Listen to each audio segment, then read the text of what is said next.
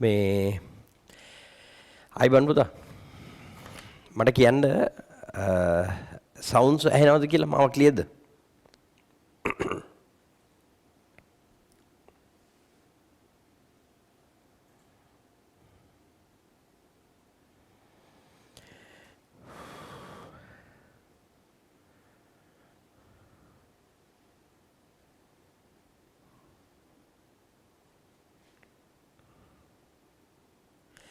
right පුතා sounds ක්ලියර්ද? මාව ඇහෙනවද?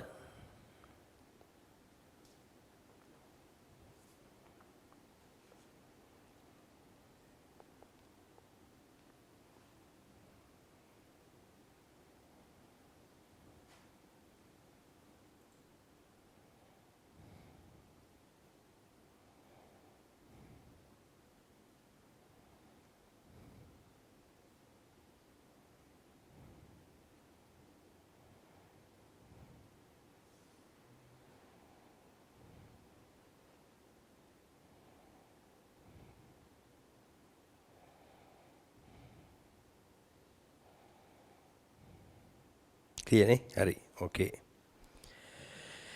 මේ හරි අපිට අද තියෙන්නේ රිකැප් පේපර් 6 ඩිස්කෂන් එක. හරි. එතකොට රිකැප් පේපර් 6 මේ අපි පුතා බහුවර්ණ 20ක් තමයි තියෙන්නේ මේ දක්වා කරපු දේවල් වලින් අපි පාඩමේ පළවෙනි chapters 3ක් කරා. මේ වෙනකොට අත්‍තරම අපි වර්ණාවලි ඉවරෙන් තැන්ට එනකම් පරමාණු කිව්වේ පාඩම අරන් ඇවිල්ලා තියෙන්නේ. ඕකේ.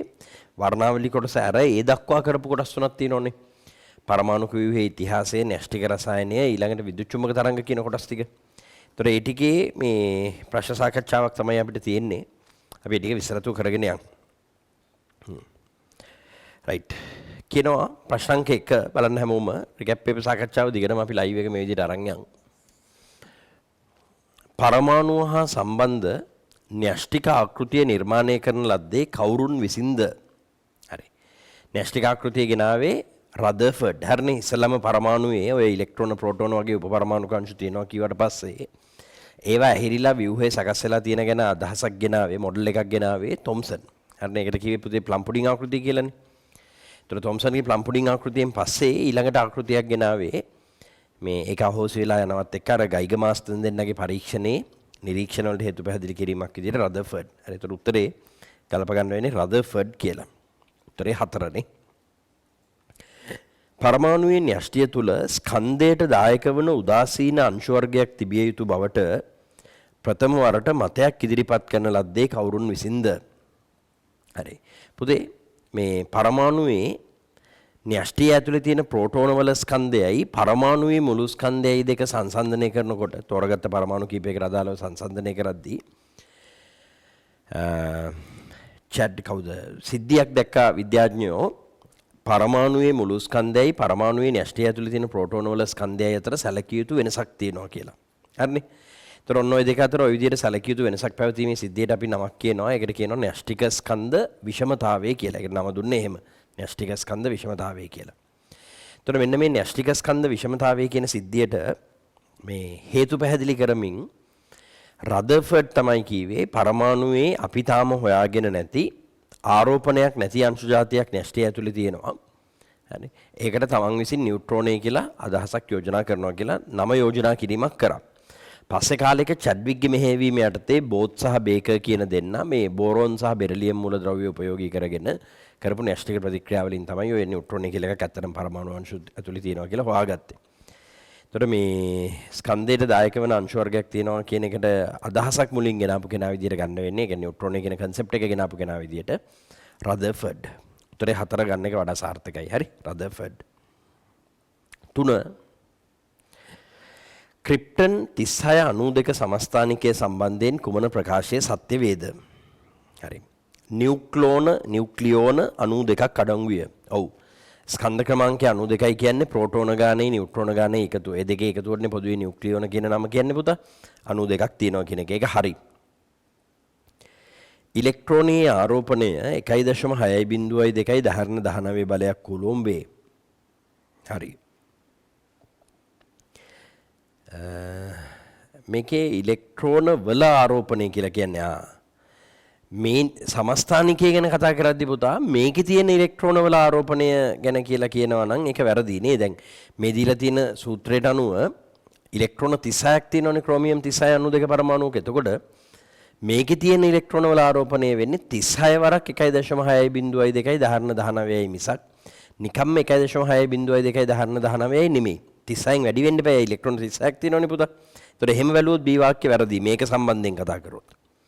න්‍යෂ්ටි නියුට්‍රෝන 92ක් අඩංගුය. නෑ නියුට්‍රෝන ගානේ ප්‍රෝටෝන ගානේ එකතුව තමයි 92. න්‍යෂ්ටි ප්‍රෝටෝන 36ක් අඩංගුය. ඒක හරි. ඒතකොට හරි වාක්‍ය විදියට හම්බුනේ A සහ D කියන දෙක. උත්තරේ 4 වඩා සාර්ථකයි. මේ දීලා තියෙන උත්තර ලයිස්තුවේ A සහ D පමණි. උත්තරේ 4. හතරවෙනි ප්‍රශ්නෙට යන්. ප්‍රශ්නාංක 4. එක්තරා විද්‍යුත් චුම්බක තරංගයක මෞලික ශක්තිය. උතන විද්‍යුත් චුම්බක තරංගයක මෞලික ශක්තිය කියන්නේ හැමතිස්සෙම ප්‍රශ්න වලින් අපි අත්දැකීම් ලබනවා කියන්නේ මේකයි පුතා. එයාගේ ෆෝටෝන මෞලික ශක්තිය කියන එක. හරි. 203 කිලෝජූල් මෞලයට වේ. මෙම විකිරණයේ තරංගායාමය නැනෝමීටර් වලින් කොපමණද? හරි.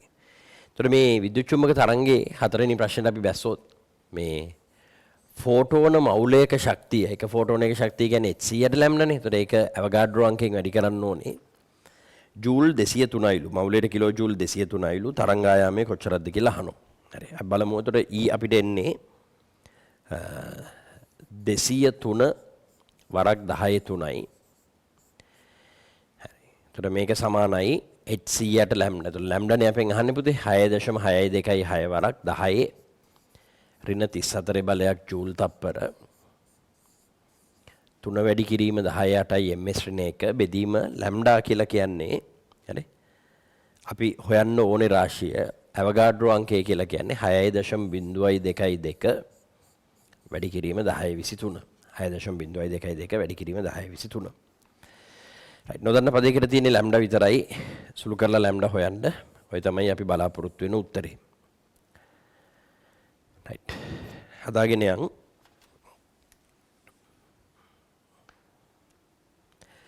හයයි දශම 6.6 වරක් 10 ඍණ 34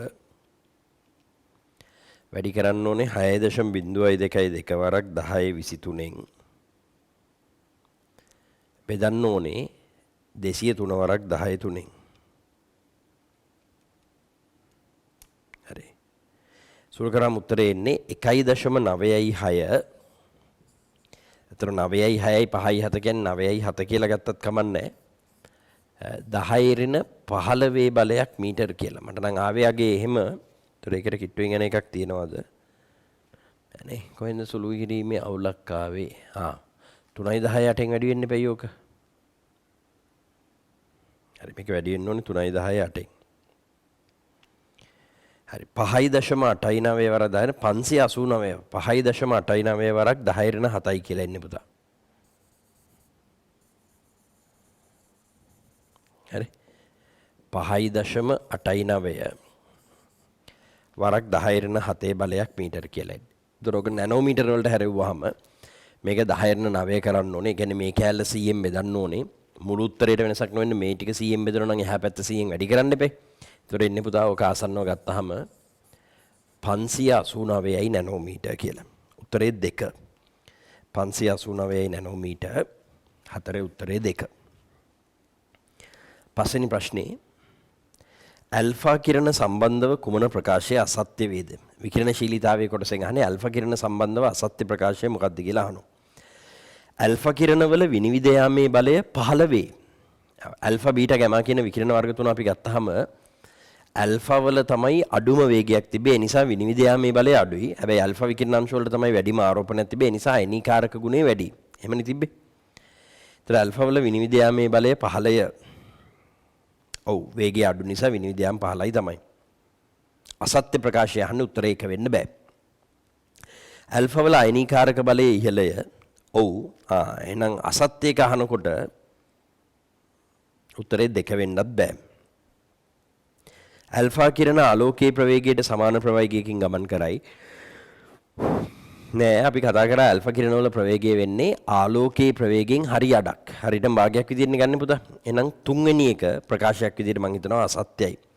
විද්‍යුත් ක්ෂේත්‍රයකින් පතේ වෙනස් කරනවා, චුම්බක ක්ෂේත්‍රයකින් පතේ වෙනස් කරනවා. උත්තරේ 3 අසත්‍ය ප්‍රකාශය වෙන්නේ 3. 6 වෙනි ප්‍රශ්නේ චුම්බක ක්ෂේත්‍රයක් කරහා ගමන් කිරීමේදී උත්ක්‍රමණය වන්නේ පහත කුමන ඒවාද? හරි. චුම්බක ක්ෂේත්‍රයක් කරහා යද්දී තමන්ගේ ගමන් මාර්ගය වෙනස් කරගන්නේ මේගොල්ලන්ගෙන් කවුද කියලා අහනවා. හරි. පුතේ හොඳට මතක තියාගන්න ඕන. ඉගෙන ගන්නවා කියන්නේ මේකයි. ප්‍රශ්න වලිනුත් අපි ඉගෙන ගන්නවා. ඒක ඒ ලෙවල් වල හැටියක්. තියරි වලින්ම විතරක් නෙමෙයි ප්‍රශ්න කිරීමෙනුත් අපි ගන්න අත්දැකීම් ටිකක් තියෙනවා. හොඳට මතක තියාගන්න. චුම්බක ක්ෂේත්‍රයක් කරහා හරි විද්‍යුත් ක්ෂේත්‍රයක් කරහා හරි යද්දී තමන් ගියපු පාර වෙනස් වෙනවා නම් කවුරු හරි කෙනෙක්ගේ ඒ කෙනාට ආරෝපණයක් තියෙන්න ඕනේ. සමස්තයක් වශයෙන් ධන හෝරින ආරෝපණයක් තියෙන්න ඕනේ. එතකොට මේ දීලා තියෙන සෙට් එකෙන් නියුට්‍රෝන වලට ආරෝපණයක් නැහැ. කැතෝඩ කිරණ අංශ වලට ආරෝපණයක් තියෙනවා. ප්‍රෝටෝන වලට ආරෝපණයක් තියෙනවා. හීලියම් පරමාණුවකට ආරෝපණයක් නැහැ. ඔය එකඟයි නේ මාත් එක්ක පුතා. හීලියම් පරමාණුවක න්‍යෂ්ටීය ප්‍රෝටෝන දෙකක් තියෙනවා. න්‍යෂ්ටීය වටේ ශක්ති මට්ටම් වල ඉලෙක්ට්‍රෝන දෙකක් තියෙනවා. එතකොට ධන දෙකයි ඍණ දෙකයි සමස්ත ආරෝපණය බිඳුවක් වෙනවා. එහෙම නෙන්නේ. එතකොට ගන්න වෙන්නේ ඔයාට උත්තරේ විදියට මේ උත්ක්‍රමණයක් දක්වන්නේ කවුද කියපුවාම B සහ C. උත්තරේ දෙක තමයි වඩා සාර්ථක වෙන්නේ. B සහ C. අපි ඒකේ පොඩි විවරණයක් ලියමු. يعني සමහර ප්‍රශ්න වලින් ඉගෙන ගන්න දේවල් තිබුත් අපි විවරණ විදියට ලියමු. මේ පේපර් එකේම හරි කමන්නේ. වෙනම කොලයක් මේකට ඇටච් කරගන්න බලාගෙන හරි කමන්නේ. ඔයා පුතා 6 වෙනි ප්‍රශ්නේ ගාවින් තරුවක් දාගන්න. හරි? මෙහෙම ප්‍රශ්න අංක 6 කියලා තියෙනවනේ. ඒතර 6 ගාවින් තරුවක් දාගන්න. හරි? දාගෙන ලියන්න මෙහෙම. කියන්නේ 6 ගාවින් තරුවක් දාන එකෙන් අදහස් කරන්නේ ඒකේ විවරණයක් තියෙනවා කියන එක. ඔයාගේ ආවේනික ක්‍රමයක් මේ ප්‍රැක්ටිස් වලට තියාගන්න පුතේ. විවරණ ලියන තැන ලියන්න. ප්‍රශ්න අංක 6 විවරණය මෙහෙම. විද්‍යුත් ක්ෂේත්‍රයක් හෝ චුම්බක ක්ෂේත්‍රයක් කරහා ගමන් කිරීමේදී විද්‍යුත් ක්ෂේත්‍රයක් හෝ චුම්බක ක්ෂේත්‍රයක් කරහා ගමන් කිරීමේදී විද්‍යුත් ක්ෂේත්‍රයක් හෝ චුම්බක ක්ෂේත්‍රයක් කරහා ගමන් කිරීමේදී තම ගමන් මාර්ගය වෙනස් කර ගනිමින් අපගමනයකට භාජනය වනුයේ තම ගමන් මාර්ගය වෙනස් කර ගනිමින් අපගමනයකට භාජනය වනුයේ තම ගමන් මාර්ගය වෙනස් කර ගනිමින් අපගමනයකට භාජනය වනුයේ තම ගමන් මාර්ගය වෙනස් කර ගනිමින් අපගමනයකට භාජනය වනුයේ සමස්ත වශයෙන් ආරෝපණයක් පවතින ආරෝපිත ප්‍රභේදයක් වේ. සමස්ත වශයෙන් ආරෝපණයක් පවතින ආරෝපිත ප්‍රභේදයක් වේ.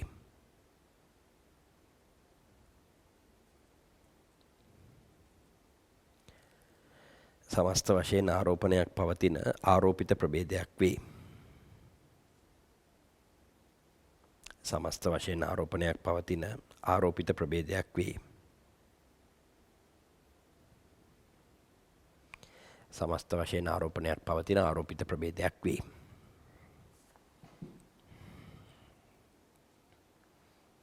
හරි. වරහන් ඇතුලේ දාන්න පුතා. හරි. වරහන් ඇතුලේ දාන්න. හීලියම් පරමාණුවක් වැනි තෝරාගත් කිසියම් පරමාණුවක් හීලියම් පරමාණුවක් වැනි තෝරාගත් කිසියම් පරමාණුවක්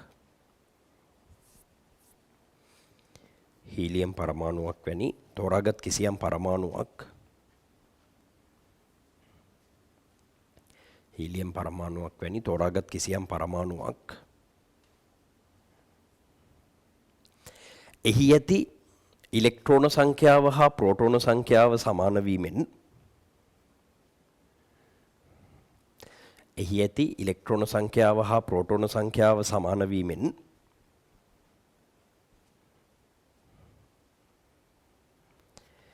එහි ඇති ඉලෙක්ට්‍රෝන සංඛ්‍යාව හා ප්‍රෝටෝන සංඛ්‍යාව සමාන වීමෙන් සමස්ත වශයෙන් උදාසීන වන බැවින් විද්‍යුත් හෝ චුම්බක ක්ෂේත්‍රයකදී ගමන් මාර්ගය වෙනස් නොකරයි. සමස්ත වශයෙන් උදාසීන වන බැවින් සමස්ත වශයෙන් උදාසීන වන බැවින් විද්‍යුත් හෝ චුම්බක ක්ෂේත්‍රයකදී ගමන් මාර්ගය වෙනස් නොකරයි.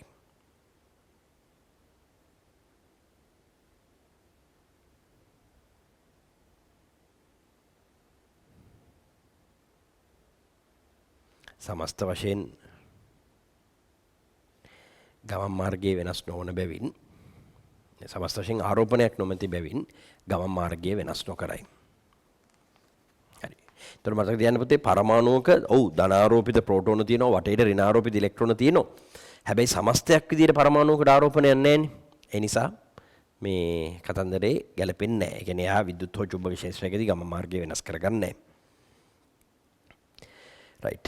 ඊළඟට 7 හරි 7 යම්කිසි ලෝහ පෘෂ්ඨයක් මතට නැනෝමීටර් 300ක තරංගායාමයක් තියෙන ආලෝකයේ පතිත වීමට සැලැස්සූ විට එමගින් ඉලෙක්ට්‍රෝන ආකර්ෂණ බලවලින් මිදී ලෝහය මතට පැමිණෙනවලු. හරි. මොකක් හරි ලෝහයක පෘෂ්ඨයට තරංගායාමයේ නැනෝමීටර් 300ක් වෙන ආලෝකයේ පතිත වුණාම ඉලෙක්ට්‍රෝන ආකර්ෂණ බලවලින් කැඩිලා පෘෂ්ඨයට එනවලු. ඒ කියන්නේ ගැලවිලා විසි වෙන්නේ නැහැ පුතා. චාලක ශක්තියක් නැහැ. ඔය කියන්නේ නිකන් යන්තම් බන්ධනේ කැඩිලා රිලීස් වෙනවා කියන එක. හරි. ලෝහයේ මතට නැනෝමීටර් 250ක තරංගායාමයේ තියෙන ආලෝකයේ පතිත වීමට සැලැස්සූ විට මුක්ත වන ඉලෙක්ට්‍රෝනයේ චාලක ශක්තිය මවුලයට කිලෝ ජූල් වලින් කොච්චරද කියලා අහනවා. හරි. එතකොට ඒකේ තේරුම පුතා මේ ලෝහයේ දේහලීය ශක්තිය E0 සමාන වෙනවා නිකන් අපි Hc යට 300 වරක් 10^9 කියන එක. නැනෝමීටර් 300ක් වෙන තරංගායාමයක් තියෙන ආලෝක තරංග ලෝහ පෘෂ්ඨයට වැදුනහම ගැලවිලා රිලීස් වෙනවා විතරයි වෙන දෙයක් වෙන්නේ නැහැ කියනවා. ඒක නිකන් දේහලීය ශක්තිය මේකට සමානයි වගේ කතන්දරයක් නේ පුතා තියෙන්නේ. වැඩිපුර චාලක ශක්තිය විදියට ගැබ්බෙන්නේ මීට වඩා ශක්තිය තිබ්බොත් නේ. ඒතර අපෙන් අහනවා තරංගායාමෙන් 250ක් වෙන ඒවා වැඩනම ගැලවෙන ඉලෙක්ට්‍රෝන සතු චාලක ශක්තිය කොච්චරද කියලා. ඒතර අපි අයින්ස්ටයින් සමීකරණය නැත්නම් ශක්ති සංස්ථිතිය දාමු. මොකද්ද? E සමානයි E0 ධන EK. හරි. E කියලා කියන්නේ Hc යට 250යි 10^9. දැන් 250 නැනෝමීටර් තරංගායාමයක් තියෙනවනේ ඇවිල්ලා තියෙන්නේ. ඒතකොට E0 කියලා කියන්නේ Hc යට 300 වරක් 10^9 ධන EK. ඒතකොට මේක සුළු කරාම අපිට උත්තරයක් එනවා. තරංගායාමයේ නැනෝමීටර් 250ක් වෙන ආලෝක තරංග ලෝහ පෘෂ්ඨය මතට වැටෙද්දී හරි පිට වෙන ඉලෙක්ට්‍රෝන වල චාලක ශක්තිය කොච්චරක්ද කියලා. ඒතකොට සුළු කිරීම එන්නේ අපිට මේ Hc කියන පොදු සාධකයක් එළියට ගත්තාම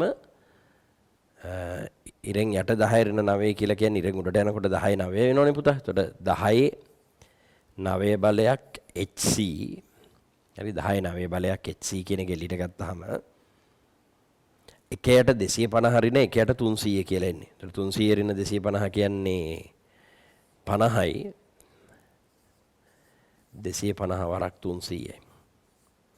ඔන්න ඕකෙන් තමයි පුතා EK එන්නේ. හරි. තරංගායාමයේ නැනෝමීටර් 300ක් වෙන ආලෝක තරංග නෙමෙයි අතර මේ පාරජම්බුල ගොඩට වැටෙන්නේ මං හිතන්නේ. විද්‍යුත් චුම්බක තරංග මේ ලෝහයේ පෘෂ්ඨය මතට වැටුනහම ඉලෙක්ට්‍රෝන ගැලවෙලා රිලීස් වෙන එක විතරයි වෙන්නේ. තරංගායාමයේ නැනෝමීටර් 250ක් වෙන ඒවා වැටුනහම එතකොට තරංගායාමයේ අඩු වෙන්න සංඛ්‍යාතයේ වැඩි වෙලා ශක්තිය වැඩි වෙනවනේ. එතකොට අන්න අතිරික්ත ශක්ති ප්‍රමාණයක් තියෙනවා. ඒ ටික තමයි චාලක ශක්තිය විදිහට අන්තර්ගත වෙන්නේ. එතකොට එකයට 250 හරින එකයට 300 කියන්නේ 300 රින 250 වරක්. හරි. එතකොට එන්නේ මෙහෙම. සුළු කරාම උත්තරේ එන්නේ පුතා චාලක ශක්තියට 10^9 බලය වාරයක් H කියලා කියන්නේ 6.626 10^34 C කියන්නේ 3.18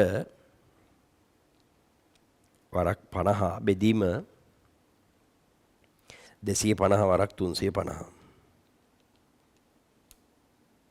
හරි උත්තරේ එන්නේ චාලක ශක්තිය 1.135 අපි කියමු 1.14 කියලා ආසන්න දශම ස්ථාන දෙකකට වටේලා 10 ඍණ 19 බලයක් ජූල් 1.14 වරක් 10 ඍණ 19 බලයක් ජූල්. හරි අපෙන් අහන්නේ පුතා මේ මුක්ත වෙන ඉලෙක්ට්‍රෝනයේ චාලක ශක්තිය මවුලයට කිලෝ ජූල් වලින් වන්නේ. මේ තියෙන්නේ එක ශක්ති පැකට් එකක්. හරිද පුතේ? එක ශක්ති පැකට් එකක්. ඒ කිව්වේ එක ෆෝටෝනයක් වැටුනහම ගැලවෙන ඉලෙක්ට්‍රෝනයේ සතුව ගැබ්බෙන චාලක ශක්තිය. ඒතර ෆෝටෝන මවුලයක් වැටිලා ඉලෙක්ට්‍රෝන මවුලයක් මේ විදිහට ගැලවෙනකොට ගැබ්බෙන චාලක ශක්තිය කිලෝ ජූල් වලින් ගණනය කරන්න කියලා කියන්නේ. මවුලයට කිලෝ ජූල් වලින් ගන්න කියන්නේ ඒකනේ. ඒ කියන්නේ මේක ඇවගාඩ්‍රෝ අංකයෙන් වැඩි කරලා එතකොට එන්නේ මවුලයට ජූල් ඒන උත්තරේ කිලෝ ජූල් කරන්න 1000න් බෙදන්න ඕනේ. ඒතර එම නිසා අපි ටාගට් කරන උත්තරේ EK අපිට එන්නේ හරි. ඒ හින්දා අපි ටාගට් කරන උත්තරේ අපිට එන්නේ සමානයි.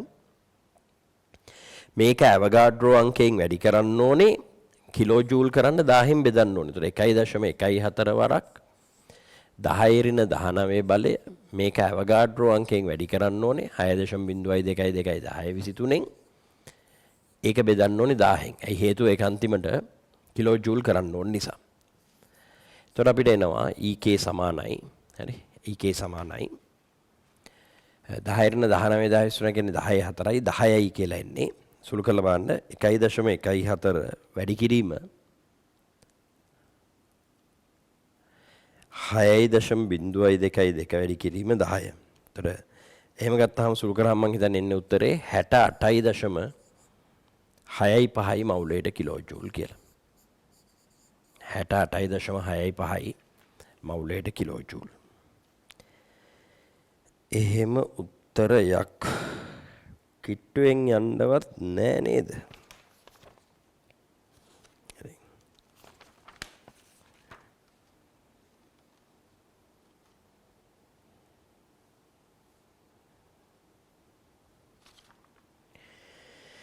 මං හිතන්නේ මේකේ උත්තරවල ප්‍රශ්නයක් තියෙන්නේ 7 වෙනි එකේ.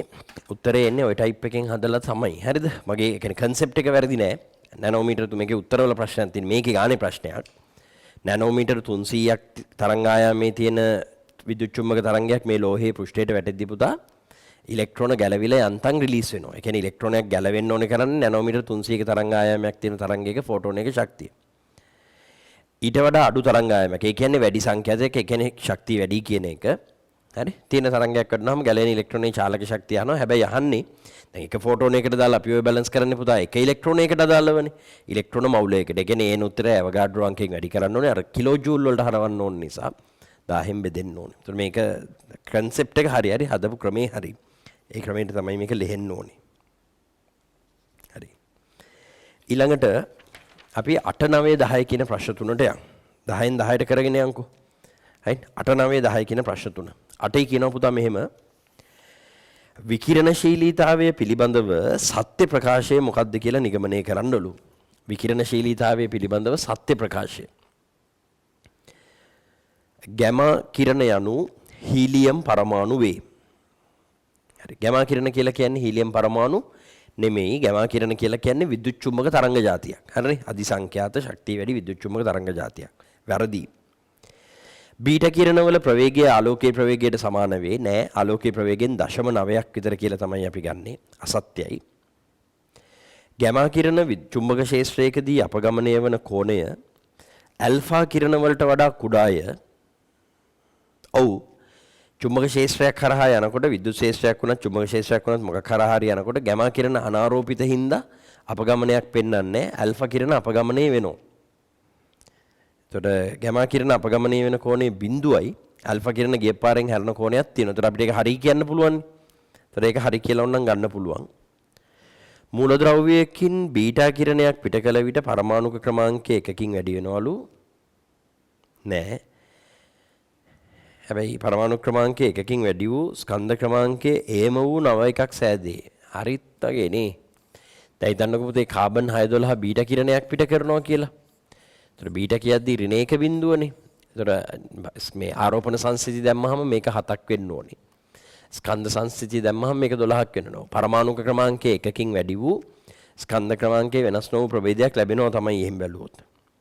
මූලද්‍රව්‍යයකින් ගැමා කිරණ පිට කළ විට නව සමස්ථානිකයක් සෑදේ නැහැ. ගැමා වලට ආරෝපණයකුත් නැහැ ස්කන්ධයකුත් නැහැ නේ. ඒතකොට ගැමා එකක් පිට වුණා කියලා අලුතෙන් සමස්ථානිකයක් හැදෙන්නේ නැහැ. ඒක වැරදි. එහෙනම් උත්තරේ 4 තමයි පැහැදිලිවම හරි එක. ගැමා කිරණ චුම්බක ක්ෂේත්‍රයකදී අපගමනය වන කෝණය ඇල්ෆා කිරණ වලට වඩා කුඩා කියලා කියනවා. ඒකත් මෙහෙම හිතුවොත් හරි පුතා මේ ගැමා කිරණ හැරෙන්නේ නැහැ. ඇල්ෆා කිරණ ඔය ආරෝපණයත් එක්ක කොහෙට හරි හැරෙනවා. ඒතර මෙයාගේ අපගමන කෝණය 20ක් හරි 30ක් හරි කීයක් හරි තියෙනවා. මෙයාගේ බිඳුවයි 3යි 4යි 2ම හරි වගේ ගතියක් තියෙනවා. හරි ප්‍රශ්න අංක 8 3යි 4යි 2ම හරි වගේ ගතියක් මම දකින විදිහට මට තේරෙන විදිහට තියෙනවා. 3 4 කියන උත්තර දෙකම අපි දාගමු 3 හෝ 4. 9 කියනවා මෙහෙම. හරි 9 කියනවා මෙහෙම.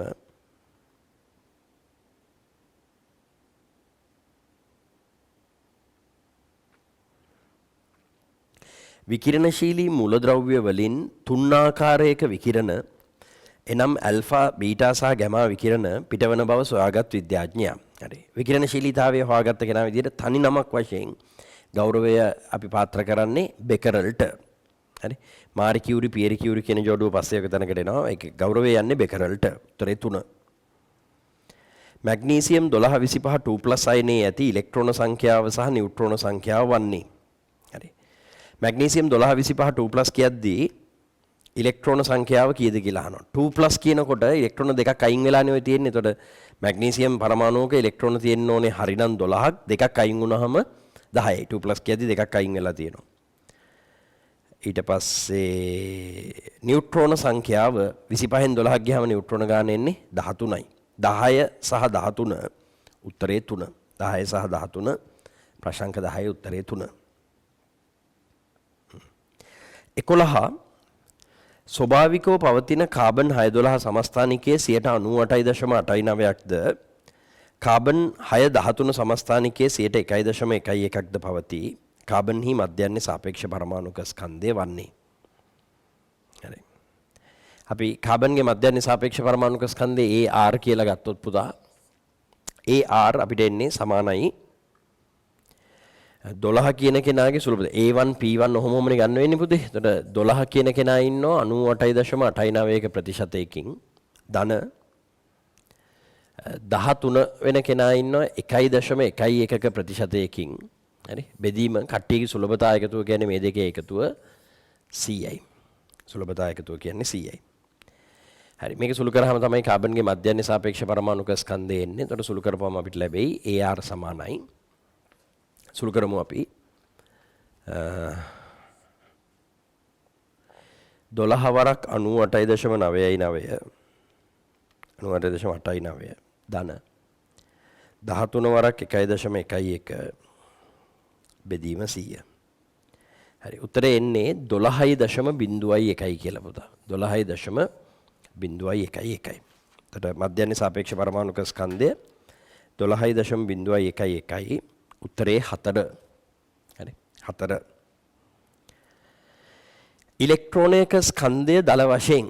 හරි. ඉලෙක්ට්‍රෝනයේ ස්කන්ධය අපි දල වශයෙන් ගන්න 0යි කියලා අසන්නවා. ඒක ප්‍රෝටෝනයේ ස්කන්ධයට සාපේක්ෂව කතා කරොත් ඉතින් ප්‍රෝටෝනයේ ස්කන්ධයෙන් 1837න් එකක් විතර වෙන්නේ. ඔහොමනේ ගන්න යගයන් ටික. ඒතර ප්‍රෝටෝනයේ ස්කන්ධයෙන් ආසන්නව 1840න් එකක් කියලා ගත්ත හැකි. උත්තරේ 2 වඩා සාර්ථකයි. 1837 කියන එක ආසන්න 10ට වටේොත් එහෙම 1840 එන්නේ. ඒතර 1840න් එකක් විතර. උත්තරේ 2 කියලා ගමු. 13 කැතෝඩ කිරණවල අන්තර්ගත අංශු එනම් ඉලෙක්ට්‍රෝන සෑම පදාර්ථයකටම පොදු වන අංශුවක් බවට සාක්ෂි ලැබෙන්නේ. හරි පුතේ කැතෝඩ කිරණ ඇතුලේ ගියපු අංශු හේවත් ඉලෙක්ට්‍රෝන හැම මූලද්‍රව්‍යයකටම පොදු මූලික අංශු ධාතුවක් කියලා සාක්ෂි ලැබුණේ කොහොමද කියලා අහනවා. කොහොමද සාක්ෂි ලැබුණේ? මේ කැතෝඩය හදන්න ගන්න ලෝහයයි කැතෝඩ කිරණ නලය ඇතුළට පුරවන වායුවයි වෙනස් කර අපි ලැබෙන කැතෝඩ කිරණ අංශු වල ඉබෙදීමේ අනුපාතය බැලුවා. ඒ බැලුවට මේ වෙනස් වුණේ නැති හින්දා. ඒක තමයි හැම මූලද්‍රව්‍යයකටම පොදු මූලික අංශුවක් විදිහට කැතෝඩ කිරණ අංශුව හේවත් ඉලෙක්ට්‍රෝනයට නම ඇදුවේ. හරිනේ. ඒතර විසර්ජක නලය තුල අන්තර්ගත වායුව මත කැතෝඩ කිරණවල ඉබෙදීමේ වෙනස් නොවීම. ඔව්. කැතෝඩ කිරණ චුම්බක ක්ෂේත්‍රයකදී ලම්බක උත්ක්‍රමණය වීම නැහැ. කැතෝඩ කිරණ වලට ගම්‍යතාවයක් තිබීම නැහැ. උත්තරේ ඒ පමණයි. ඒ කාරණාව තමයි හේතු වෙන්නේ කැතෝඩ කිරණ අංශු කියන්නේ හැම මූලද්‍රව්‍යයකටම පොදු මූලික අංශුවක් කියලා තීරණය කරන්න. උත්තරේ 13.1 ඒ පමණයි. 14 මූලද්‍රව්‍ය වල සමස්ථානික පිළිබඳව පහත සඳහන් කුමන වගන්තිය වැරදි වේද? හරි. පුතේ සමස්ථානික ගැන අසත්‍ය වගන්තිය මොකක්ද කියලා අහනවා. එකම ඉලෙක්ට්‍රෝන සංඛ්‍යාවක් ඇත. හරි. එකම ස්කන්ධයක් ඇත. වැරදිනේ. නියුට්‍රෝන ගාන වෙනස් වෙලා ස්කන්ධය වෙනස් වෙනවා. ඒ හින්දා තව අපි ගැඹුරට ගියොත් භෞතික ලක්ෂණ වෙනස් වෙනවා. ප්‍රෝටෝන ගානයි ඉලෙක්ට්‍රෝන ගානයි වෙනස් වෙන්නේ නැහැ. ඒ හින්දා රසායනික ලක්ෂණ වෙනස් වෙන්නේ නැහැ. ඔහොමනේ අපි කතා කරන්නේ. ඒතර එකම ස්කන්ධයක් ඇත කියන වාක්‍ය වැරදි. සමාන රසායනික ලක්ෂණ ඇත, වෙනස් නියුට්‍රෝන සංඛ්‍යා ඇත, එකම ප්‍රෝටෝන සංඛ්‍යා ඇත. සියල්ල හරි. 15 14 උත්තරය එතකොට 2. හරි. 15 මේ වගේම ගානක් අපි හැදුවා. මේ බේරියම් ලෝහය මුල් කරගෙන හැදුවේ. මේක දැන් යකඩ ලෝහයට අදාළව අහනවා. හරි. බලමුකෝ. ඉලෙක්ට්‍රෝනයක් පිටවී මම දෙවෙනි ඡේදයෙන් පටන් ගන්නම් පුතා පළවෙනි පාර්ට් එක තියරි දන්න හින්දා. ඉලෙක්ට්‍රෝනයක් පිට වී යාමට අවශ්‍ය ශක්තිය ලෝහයෙන් ලෝහයට වෙනස් වේ. නම් යකඩ පෘෂ්ඨයකින් ප්‍රකාශ ඉලෙක්ට්‍රෝන මුක්ත කිරීමට අවශ්‍ය ඉලෙක්ට්‍රෝන ශක්තිය ඉලෙක්ට්‍රෝන මවුලයකට මෙච්චරක් වෙනවා නම් යකඩ ලෝහයෙන් ප්‍රකාශ ඉලෙක්ට්‍රෝනයක් මුක්ත කිරීමට අවශ්‍ය අවම සංඛ්‍යාතය. හරි. මේ තියෙන්නේ පුතා ඉලෙක්ට්‍රෝන මවුලයකට. ඒතර එක ඉලෙක්ට්‍රෝනයකට බලන්න හරි දැන් හැම වෙලේම ඔය ප්‍රකාශ විද්‍යුතාචරණ එක ඉලෙක්ට්‍රෝනයකටනේ බලන්නේ. ඒතර එක ඉලෙක්ට්‍රෝනයකට බලන්න මේක ඇවගාඩ්‍රෝ අංකයෙන් බෙදන්න ඕනේ. ඒතර යකඩ ලෝහයෙන් ප්‍රකාශ ඉලෙක්ට්‍රෝනයක් මුක්ත කරන්න එක ඉලෙක්ට්‍රෝනයක ප්‍රමාණයකට අදාළව මේ මෙන්න මෙච්චරයි අනුරූප ශක්තිය. 6.02 වරක් 1023යි. එක ඉලෙක්ට්‍රෝනයක් මුක්ත කරන්න. හරිද? අවශ්‍ය අවම සංඛ්‍යාතය අහන්න. ඒතර මේක සමාන වෙන්න ඕනේ ප්ලාන්ක් නියතයේ වරක් 6.62 බලයක් ජූල් තප්පර වරක් අවම සංඛ්‍යාතයට. ඒතර මේ අවම සංඛ්‍යාත අවස්ථාවේදී එයා සතුව මේ ශක්තියවත් තියෙන්න ඕනේ. උසතු මුයිට වඩා ශක්තිය තිබ්බොත් හොඳයි. එහෙම තිබ්බොත් වැඩිපුර තියෙන ශක්තිය ගැලවෙන ඉලෙක්ට්‍රෝනයේ චාලක ශක්තිය විදියට ගැබ් වෙනවා. ඒතර අඩුම ගානේ මේ ශක්තියවත් තියෙන්න ඕනේ. ඕක තමයි අපේ තර්කය. හරි. ඒතර හදලා බලමු කීයද සංඛ්‍යාතය එන්නේ කියලා. 4.06 වැඩි කිරීම 10.5 බෙදන්න ඕනේ මේක 6.02 වරක් 10.23 වැඩි කිරීම 6.626 වරක් 10.34. හරි සුළු කරපුවම එන්නේ පුතා මේ කියන අවම සංඛ්‍යාතය මේ කියන යකඩ ලෝහයේ පරමාණුවකින් ෆෝටෝනයක් වැටුනහම ඉලෙක්ට්‍රෝනයක් ගලවන්න ශක්තිය තියෙන නම් ෆෝටෝනෙට තියෙන්න ඕනේ නැත්නම් ඒ තරංගයට තියෙන අඩුම සංඛ්‍යාත අගය 1.017 වැඩි කිරීම 10.15 බලයක් හර්ට්ස් කියලා. 1.017 වැඩි කිරීම 10.15 බලයක් හර්ට්ස්. එක වැඩි කිරීම 10.15 බලයක් හර්ට්ස් කියන්නේ උත්තරේ 5 තමයි වඩාත්ම ළඟින් යන උත්තරේ. හරි? උත්තරේ 5 තමයි වඩා සාර්ථකව ගන්න වෙන්නේ. 5. ඊළඟට 16. හරි. අන්තිම උත්තර සෙට් එකට අපි යන්නේ. හරි? අන්තිම 5. විද්‍යුත් චුම්බක වර්ණාවලියේ අඩංගු විකිරණ සම්බන්ධයෙන් අසත්‍ය වන්නේ විද්‍යුත් චුම්බක වර්ණාවලිය ගැන අසත්‍ය ප්‍රකාශය මොකක්ද කියලා අපෙන් අහනවා.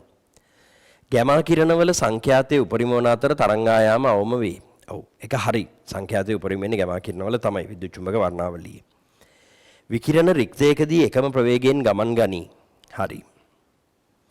දෘශ්‍ය පරාසයේ පීඩන රතු විකිරණයේ සංඛ්‍යාතය එම කලාපයේ පීඩන අනෙකුත් විකිරණවල අනෙකුත් විකිරණවල සංඛ්‍යාත වලට වඩා කියලා නිවැරදි වෙන්න ඕනේ පුතා. අනෙකුත් විකිරණවල සංඛ්‍යාත වලට වඩා වැඩිය. නෑ රතු වල සංඛ්‍යාතය අනික් ඒවාගේ සංඛ්‍යාතයට වඩා වැඩි නෑ. රතු වල තමයි තරංගායාමයේ වැඩිම. එතකොට සංඛ්‍යාතයේ අඩුම පුතා. සංඛ්‍යාතයේ වැඩිම රතුගේ කියන එක වැරදි. මම හිතන්නේ ඒතර අසත්‍ය ප්‍රකාශය ඇහුවේ 16 උත්තරේ වෙන්නේ 3. අනික් ඒවා දෙක හරි. උත්තරේ 3 තමයි. 16 3 විද්‍යුත් චුම්බක වර්ණාවලියෙන් අහන්නේ. 17 මූලද්‍රව්‍ය වල පරමාණුක ක්‍රමාංකයේ පිළිබඳ අදහසක් මුලින්ම ඉදිරිපත් කරන ලද්දේ. හරි. පුතේ ඕක අපි ඉගෙන ගන්න තියරි වල නෑ. ඕක රිසෝස් බුක් එකෙත් නෑ. පරමාණුක ක්‍රමාංකය කියලා කියන්නේ න්‍යෂ්ටියේ තියෙන ප්‍රෝටෝන ගාන කියලා මේ පරමාණුක ක්‍රමාංකය ගැන අදහසක් ගෙනල්ලා තියෙන්නේ X කිරණ ආශ්‍රිතව පර්යේෂණ කරලා. හරි? X කිරණ ආශ්‍රිතව පර්යේෂණ කරලා මෝස්ලි කියන කෙනා. ඔන්න මේ පේපර් එක ඇතුලේ අපි ඉගෙන ගන්න දෙයක් මේක මතක තියාගන්න පුතේ. මෝස්ලි කියන කෙනා.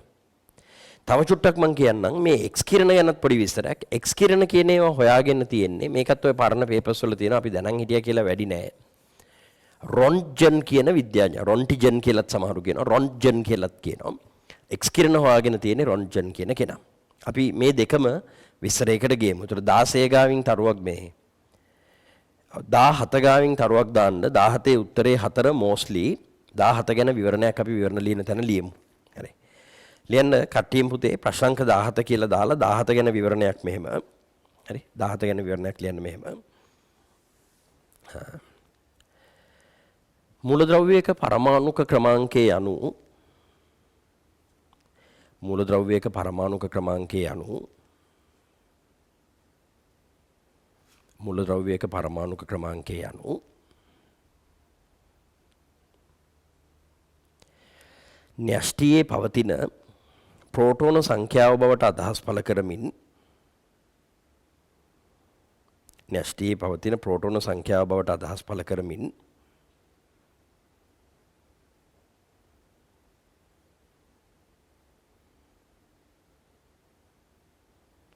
න්‍යෂ්ටියේ පවතින ප්‍රෝටෝන සංඛ්‍යාව බවට අදහස් පළ කරමින්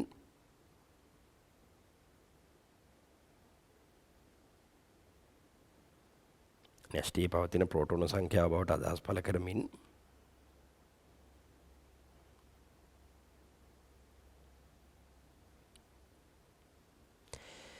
පරමාණුක ක්‍රමාංකය පිළිබඳව මුල්වරට පැහැදිලි කිරීමක් ඉදිරිපත් කරන ලද්දේ පරමාණුක ක්‍රමාංකය පිළිබඳව මුල්වරට පැහැදිලි කිරීමක් ඉදිරිපත් කරන ලද්දේ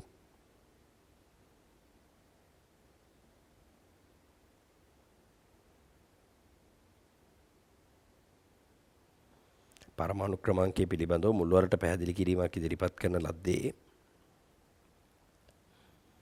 මෝස්ලි නැමැත්තා විසින් වන අතර මෝස්ලි නැමැත්තා විසින් වන අතර මෝස්ලි නැමැත්තා විසින් වන අතර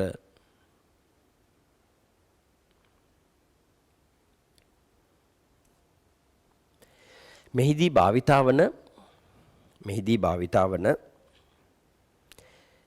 එක්ස් කිරණ සොයා ගන්නා ලද්දේ මෙහිදී භාවිතා වන එක්ස් කිරණ සොයා ගන්නා ලද්දේ රොන්ට්ජන් විසිනි.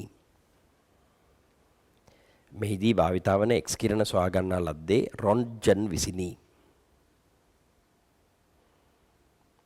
මෙහිදී භාවිතා වන එක්ස් කිරණ සොයා ගන්නා ලද්දේ රොන්ට්ජන් විසිනි. ඒතර එක්ස් කිරණ හොයාගත්තේ රොන්ට්ජන් එක්ස් කිරණ ආශ්‍රිතව පරීක්ෂණ කරලා මේ පරමාණුක න්‍යෂ්ටිය ඇතුලේ තියෙන මූලද්‍රව්‍ය පරමාණුක න්‍යෂ්ටිය ඇතුලේ තියෙන ප්‍රෝටෝන සංඛ්‍යාව තමයි පරමාණු ක්‍රමාංකය කියලා මේ පරමාණු ක්‍රමාංකය කියන අයිඩියා එක ගෙනාවේ මෝස්ලි. හරි. ওই දෙක තමයි වෙනස.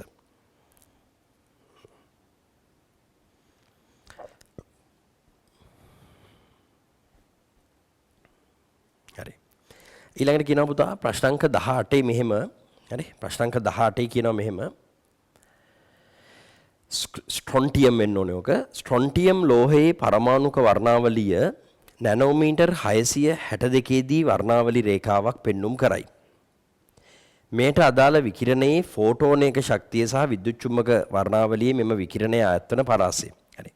පුතේ නැනෝමීටර් 662යි කියලා කියන්නේ නැනෝමීටර් 400යි 700යි අතර පරාසයේ තරංගායාමයක්නේ. ඒතර මෙයා අයිති වෙන්න ඕනේ දෘශ්‍ය පරාසයට. හරි. මෙයා අයිති වෙන පරාසයේ විදිහට අපිට ගන්න වෙන්නේ දෘශ්‍ය පරාසය. හරි. මෙයාගේ ෆෝටෝනයක ශක්තිය හොයන්න කියලා කියනවා. E සමානයි hc යට ලැම්ඩා. ඒතර h කියලා කියන්නේ 6.626 වැඩි කිරීම 1034 බලයක් ජූල් තප්පර. c කියලා කියන්නේ 3 වැඩි කිරීම 10.8යි ms ඍණ 1 බෙදීම ලැම්ඩා කියලා කියන්නේ 662 වරක් 10 ඍණ 9 බලයක් මීටර. ඒතර ශක්තිය එන්නේ ජූල් වලින්. මේකේ අහලා තියෙන්නේ උත්තර ජූල් වලින් හින්දා අපිට අමුතුවෙන් ආයේ ඒකක පරිවර්තන කරන්න දෙයක් නැහැ. හරි. සුළු කරලා බලන්න ලැබෙන්නේ 6.626 වරක් 10 ඍණ 34 බලය 3.10 8 බෙදීම 662 වරක් 10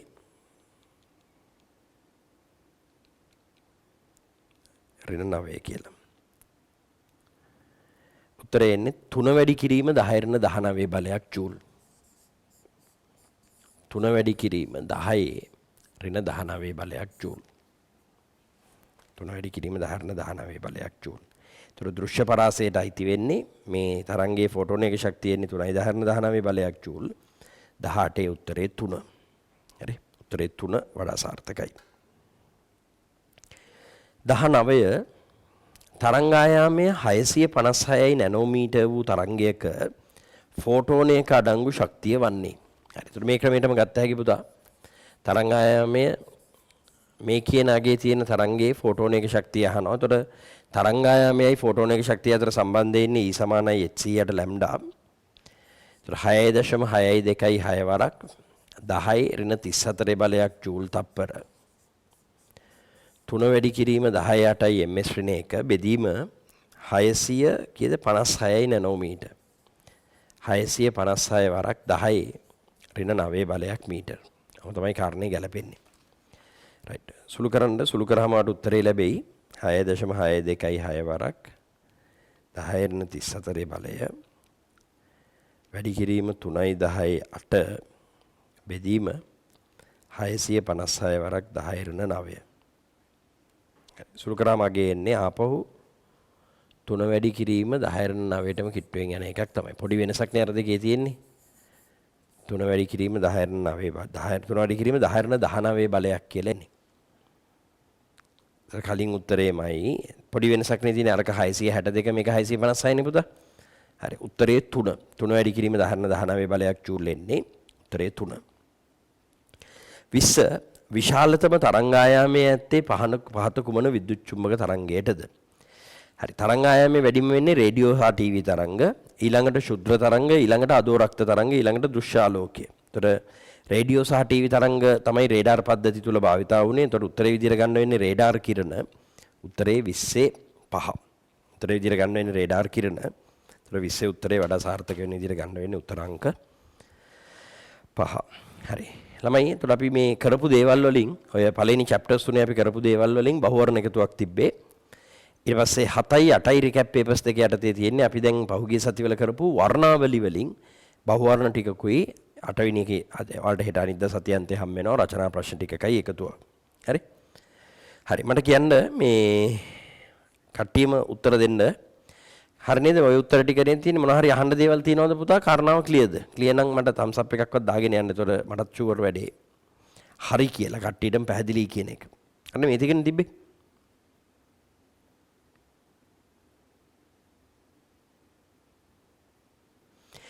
ළමයි මේ අර අනික් ලයිව් වල 25 කට්ටියගේ ලයිව් වල එහෙම මේ ටට්ටක් ගාලා උත්තර දෙනවා ගෲප් එකේ ප්‍රශ්නයක් අහපු ගමන් මට අර ඒ රෙස්පොන්සර්ස් කියන එක ඔයාලගෙන් එන්න ඕනේ. හරි මට 26 තාම එහෙම අර ලයිව් එකකට අපි ජොයින් වුණාට පස්සේ මේ ඒ රෙස්පොන්ඩ් එක කියන එක බලාපොරොත්තු වෙන්න අමාරුයි. දෙකෙනෙක් දෙනවා මදි. ඒකට එපා වෙනවා වෙනම ලයිව් එකක් ඩෙඩිකේටඩ්ලි කරන්න. ක්ලියර්ද නැද්ද? හරිද? මේකේ මොනවා හරි අහන්න තියෙනවද මොහොමද? ළමයි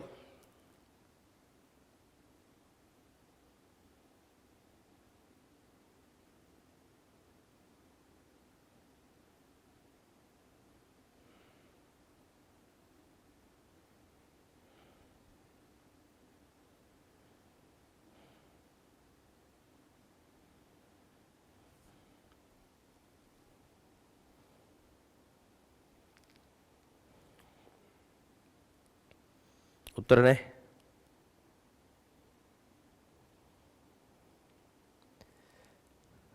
රයිට් 15 ආපහු කියලා දෙන්න කියනවා. හෙන්රි බෙකරල් විකිරණශීලීතාවය හොයාගත්තට ඇල්ෆබීට නෑ. සාමාන්‍ය විකිරණශීලීතාවයේ යටතේම තමයි ඒක ගන්නෙ පුතා. ඒක බෙකරල් කියන උත්තරේම තියාගන්න. හරි අපි ඔන්න සර්ච් කරලා බලමු.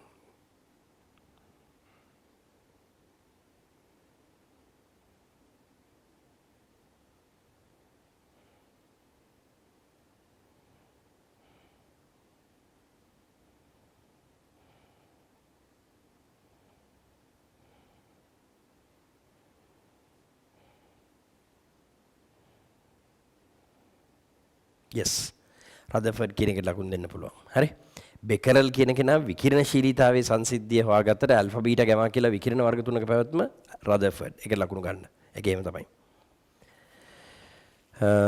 ඊට පස්සේ ඒක හදාගන්න. හරි. ඒ ප්‍රශ්නේ හදාගන්න. විකිරණශීලී විකිරණ වර්ග තුන ගැන කතන්දරේ රදර්ෆර්ඩ් තමයි. හරි. ඊළඟට 7 ආය කියලා දෙන්න සර් කියලා කියනවා. හරි. බලමුකෝ 7.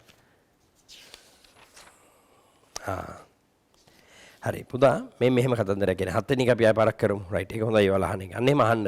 මේ ලයිව් වල වෙන්න ඕනේ දේ තමයි ඒක. ඔයාලට ඕනේ සපෝට් එක මගෙන් හම්බෙන එක තමයි වෙන්නේ. හරි. පුතේ ප්‍රකාශ සක්‍රීය ලෝහයක් තියනවලු. හරිද? මේ ලෝහයට තරංගායාමයේ නැනෝමීටර් 300ක් වෙන තරංගායාමයේ නැනෝමීටර් 300ක් වෙන විද්‍යුත් චුම්බක තරංගයක් වැටුනහම මේ ලෝහයේ තියෙන පරමාණු වල හරි න්‍යෂ්ටියයි බාහිරම ඉලෙක්ට්‍රෝන අතර ආකර්ෂණයේ බලය කැඩිලා ඉලෙක්ට්‍රෝන එළියට පයින්නවලු. ඉලෙක්ට්‍රෝන ගැලවෙලා විසි වෙන්නේ නැහැ. යම් වේගයකින් ගැලවෙලා විසි වුණොත් තමයිනේ පුතා ඉලෙක්ට්‍රෝන සතුව චාලක ශක්තියක් තියෙන්නේ. මේක නිකන් අර නිකන් බන්ධනයක හැදලා නිකන් චුට්ටක් රිලීස් වෙන්නේ. හරි ඔය වගේ දෙයක් වෙනවලු. නැනෝමීටර් 300ක තරංගායමක් තියෙන වෙනවා. එතකොට මේ පෘෂ්ඨයේ තියෙන පරමාණුක න්‍යෂ්ටියයි බාහිරම ඉලෙක්ට්‍රෝන අතර තියෙන බැඳීම කඩන්න ඕන කරන ශක්තිය තියෙන්නේ එහෙනම් තරංග ආයාමයේ නැනෝමීටර් 300ක් වෙන විද්‍යුත් චුම්බක තරංගයක ෆෝටෝනයක් ඇතුලේ පුතේ. එතකොට ලෝහයේ පෘෂ්ඨයේ තියෙන පරමාණුක න්‍යෂ්ටියයි බාහිරම ඉලෙක්ට්‍රෝන අතර බැඳීම කඩන්න ඕන කරන ශක්තියට අපි කියන්නේ ඒ ලෝහයේ දේහලීය ශක්තිය E0 කියලානේ. එතකොට E0 කියන දේහලීය ශක්තිය තියෙන්නේ තරංග ආයාමයේ නැනෝමීටර් 300ක් වෙන අපි නැනෝමීටර් 300යි කියලා ලියමු. විද්‍යුත් චුම්බක තරංගයක ෆෝටෝනයක් ඇතුලේ. හරි. මේ ලෝහයේ පෘෂ්ඨයට හරි තරංග ආයාමයේ නැනෝමීටර් 250ක් වෙන ආලෝක තරංගයක් වැටෙනවලු. ඒතර තරංග ආයාමයේ අඩු වෙද්දී ශක්තිය වැඩිනේ පුතා. අරට වඩා වැඩි ශක්තියක් තියෙන ෆෝටෝනයක් දැන් වැටෙද්දී මේ බැඳීම කැඩිලා ඉලෙක්ට්‍රෝනයක් ගැලවිලා අර වැඩිපුර තියෙන ශක්තිය ගැලවෙන ඉලෙක්ට්‍රෝනයේ චාලක ශක්තිය විදිහට අන්තර්ගත වෙනවා. අපෙන් අහනවා ඒ වෙලාවේදී ගැලවෙන ඉලෙක්ට්‍රෝනයේ චාලක ශක්තිය ඉලෙක්ට්‍රෝන මවුලයකට හොයන්න කියලා. ඒතර මෙතනින් එන්නේ මේ අයින්ස්ටයින් සමීකරණය නැත්නම් ප්‍රකාශ විද්‍යුතාචරණය කියන සිද්ධියට ශක්ති සංසිතිය දැම්මහම එන්නේ එක ඉලෙක්ට්‍රෝනයක් ගැලවීමට අදාළ ශක්තිය. ඒතර ඒක අපි ගලප ගන්න ඕනේ ඉලෙක්ට්‍රෝන මවුලයක් ගැලවීමට අදාළව. හරි. ඒතර අපිට කරන්න තියෙන්නේ මේ නැනෝමීටර් 250ක තරංගයක් වැටෙන වෙලාවේදී වැටෙන තරංගයේ ෆෝටෝනයේ ශක්තිය E කියලා හිතුවොත් මේක E0 ධන වැඩිපුර තියෙන ටික ගැලවෙන ඉලෙක්ට්‍රෝනයේ චාලක ශක්තිය විදිහට අන්තර් කරනවා EK-ට සමාන කරන එක. මේන EK ඇවගාඩ්‍රෝ අංකයෙන් වැඩි කරලා පුතා 1000න් බෙදන්න ඕනේ මවුලයට කිලෝ ජූල් වලට හරවන්න. එතකොට මේක සුළු කරාම එන්නේ මේ දැන් වැටෙන එක HC යට 250යි නැනෝමීටර් මේක සමාන වෙන්න ඕනේ. මේක ආවේ E0 කියන එක HC යට 300යි නැනෝමීටර් ධන EK HC යට 300යි නැනෝමීටර් ධන EK. හරි. ඔක සුළු කරන්න දැන්. ඔක සුළු කරද්දී ඔයාලට උත්තරේ හම්බ වෙනවා EK සමානයි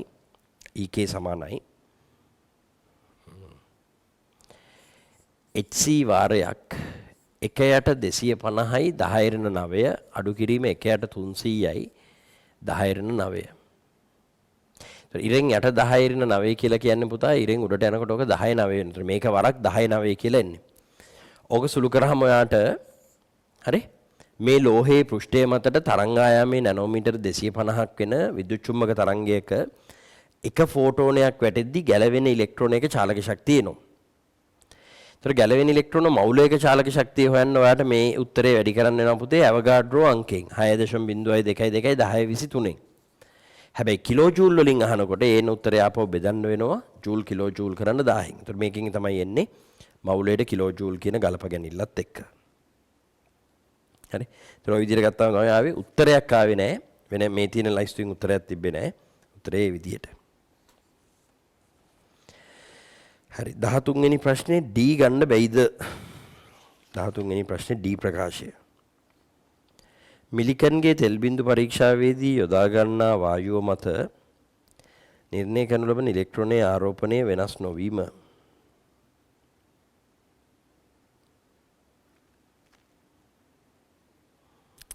හරි ගන්න පුළුවන් කිමු ගන්න පුළුවන්. ඒතර ඒ වුණොත් A සහ D වෙනවා උත්තරේ 4 වෙනවානේ. 13 D ගන්න පුළුවන්. හරි. A සහ D වෙනවා උත්තරේ 4 වෙනවා. පුතේ මේ කවුරු හරි කෙනෙක් හයේ විවරණේ ලියපු එක දාන්න ෆොටෝ එකක් ගහලා ගෲප් එකේ මේ ගෲප් එකට දාන්න පුළුවන් නේ. මේ ඒක ලේසි. හරි හයේ විවරණයක් මම කියනවා කියන එක තේරුමක් නැහැ. ගෲප් එකේ දාන්න පුළුවන් ඒක. හරි. 15වත් කියලා දෙන්නකෝ. දැන් ඔය යන විදිහට ඔක්කොම ආයෙ කියන්න වෙනවා වගේ එකක් නේ. 15 පුතා අපේ ටියුට් එකේ ওই ටයිප් එකේම ගානක් තියෙනවා චුට්ටක් එක බලන්න. අර බේරියම් ගැන අපි පාස් පේපර්ස් කරද්දි 34 36 වගේ කරපු තැනක ওই ටයිප් එකේම ගානක් තියෙනවා. ඒක චුට්ටක් ආයෙ පාරක් බලන්න. හරි 15 ගැන. හරි. හරිනේ එහෙනම්. අපි ඊළඟ සතියේ රිකැප් පේපර් 7 කරමු. වර්ණාවල MCQ ටිකක් තියෙන්නේ. වර්ණාවලි කොටස MCQ ටිකක් තියෙන්නේ.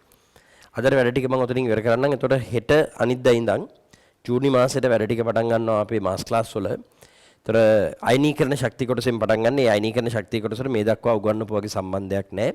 ඒතර හෙට ඉඳන් අපි 3 වෙනි මාසෙට වැඩ ටික පටන් ගමු. හරි? හරි. එහෙනම් පුතා අපි අද වැඩ ටික ඔතනින් ඉවර කරලා දාමු. ඊළඟ සතියේ සිකුරාදා රෑ 8ට රිකැප් එක පහත් සාකච්ඡාවත් එක්ක ලයිව් එකේදී හම්බෙමු. හරි.